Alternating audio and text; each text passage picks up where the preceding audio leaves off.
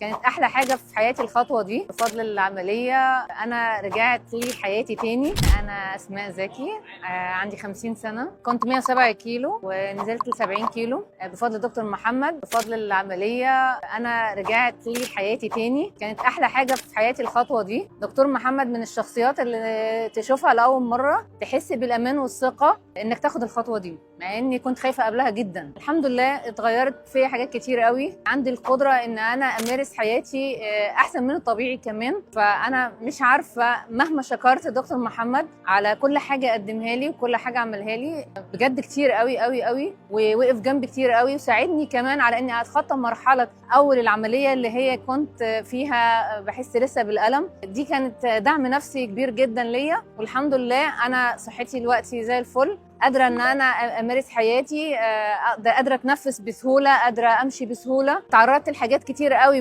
بعمل فيها مجهود ما حسيتش ان انا مجهودي قل فيها، وده كله بفضل متابعه مع دكتور محمد وتعليماته وتوجيهاته. شكرا دكتور محمد. انا مهما قلت عليك يعني انا مش هوفيك حقك، حقيقي تستاهل كل خير، ويا رب يا رب نشوفك دايما في مراكز اعلى يا رب. شكرا.